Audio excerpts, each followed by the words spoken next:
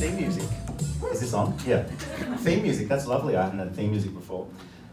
Tonight's actually my first night on stage, and I'm going to need your help. I haven't done comedy before, have been on stage before. You may have been, actually you wouldn't have seen me on anything. But look, my sister has a couple of degrees, she's got a couple of masters, and tonight, if you guys clap loud enough and if you laugh loud enough, there is a good chance tomorrow I'll wake up being a fully qualified comedian.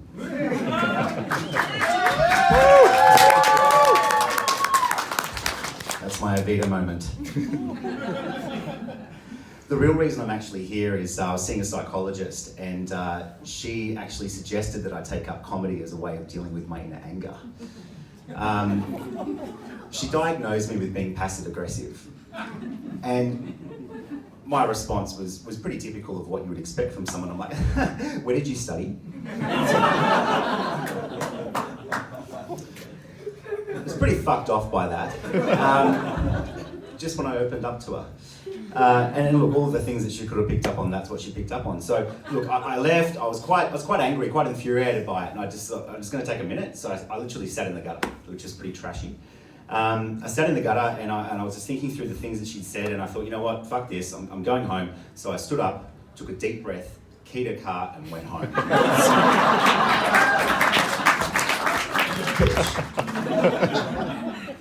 But when I got there, that's when I started to, some of the things she said started to tick over in my head. So I knew she'd planted something there. And she actually said to me that some of the most brutal dictators in the history of the world were artistic people that didn't have a channel. And she went into some examples. She said, you know, Adolf Hitler, for example, he was a painter. Joseph Stalin was a poet, and Barnaby Joyce was a beetroot.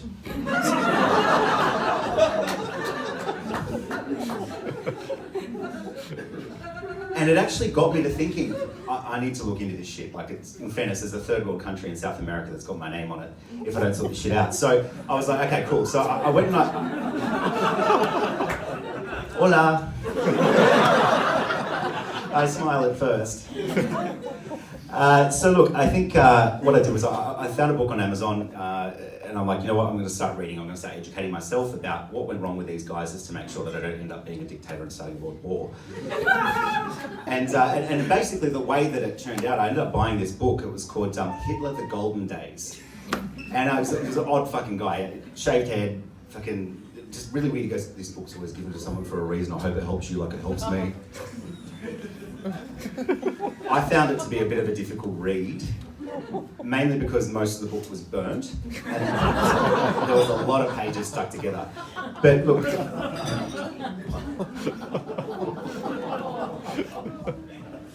the gist of what I got out of it though was quite interesting.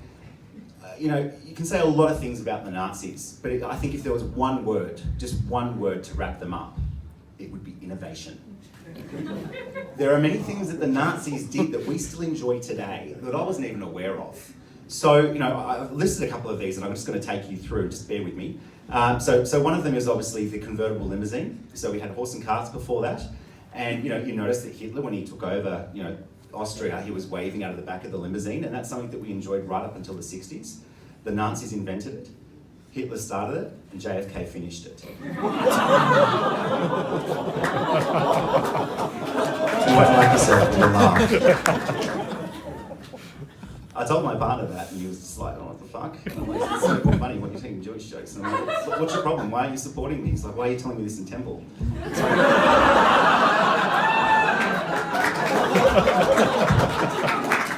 I don't need support to do this shit. But I would like to point out, just as a disclaimer before we go into this a little bit further, that my father's actually Jewish. I did Ancestry DNA, and there's 23% of me that's Jewish, European Jew, which explains my love of bagels.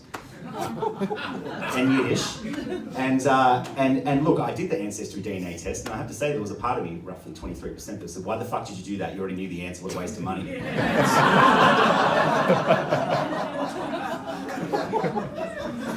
Another major innovation of the Nazis was the Volkswagen. Who here drives a Volkswagen? Woo!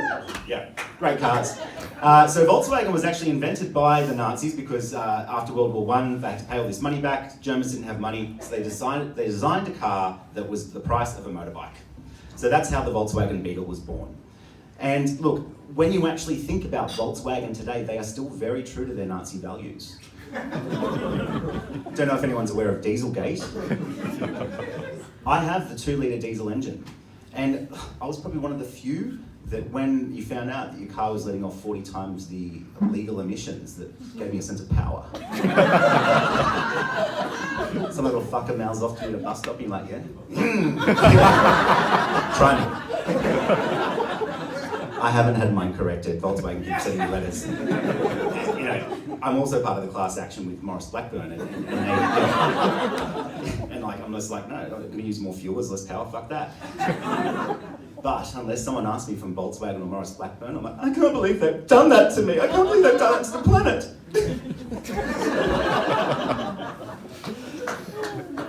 One more innovation from the Nazis and I'll move on. And that's the jet engine. And I think everyone in this room can say that they have enjoyed a cheap holiday somewhere overseas because of the innovation of the jet engine.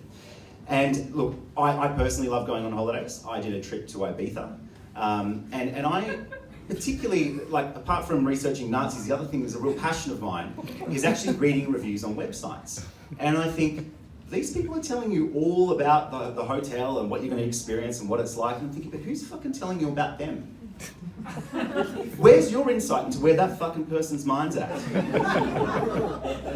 And there's a few today that I'd like to share.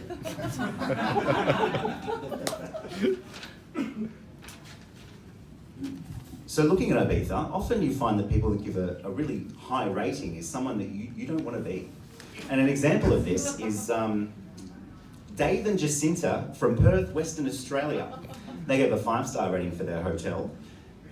We just loved this place. The hotel backed onto the beach, which was great with the kids, but they absolutely loved the pool. They played in it all day. We could barely get them out. They were there from sunrise to sunset.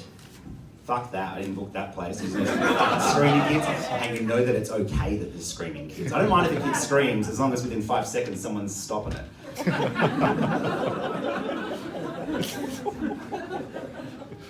Mark, business traveller, Denver, Colorado.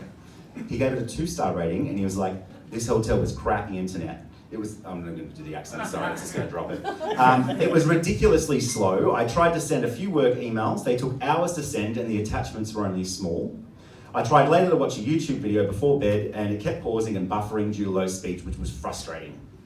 I rang the front desk, and the Spanish staff said that they were doing everything that they could, but no one bothered to even come and investigate.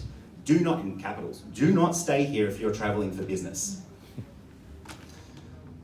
Mark, I'm not even sure you're there for business. When I read that, the vision that I get is that Mark's in his room on cocaine trying to rub one out to porn. And he's like, I'm fucked off, and I'm going to let everyone know about it. No, I can't fucking tell them I'm trying to rub one out on coke, so I'm just going to fucking tell them it was business. Mark, no one, who goes to Ibiza for business unless you're a coke dealer? And our last one was rather interesting. Once again, a fish out of water in Ibiza, it was lovely. So this is from Margaret and Harold from Bristol. They're 63 and they're retirees. My husband Harold and I spent a week in this asylum posing as a hotel. I'm loving it at this point. The other guests in the venue were completely inconsiderate of them, and they were all party goers. My husband and I were originally going to go on a cruise, but because of his heart condition, we decided to stay on land instead. Right? I had a sleepless week at this horrid hotel. The walls were paper thin, the carpets were filthy, and the mattress was rock hard. Margaret. She sounds like a bitch, doesn't she? Margaret, the only thing that was fucking hard in that bed was the mattress. Harold gave up a long time ago. He's trying to scramble out and get away. He thought, maybe this trip to Ibiza will rescue our marriage. It's not going to fucking rescue your marriage. Who books a trip to Ibiza at 63 during peak season and wants silence? Someone that wants a bit of pain. I see that, maybe she doesn't. That's all right, that's okay.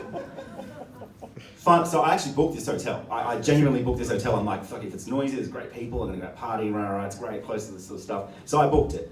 And I was half expecting 3 months later when I turned up, Mark would still be there trying to rub one out in the hallways. Fuck man, this internet shit. And look, my final night there, I went to my favourite club. It's called Amnesia. And their motto is, you'll never forget it. And I was having one of those moments, just on a natural high, and eyes are closed and I'm swaying with the music, and I'm there and I'm just sort of thinking to myself, I haven't felt this powerful since I keyed my counsellor's card. I'm Brad Johnson, thank you.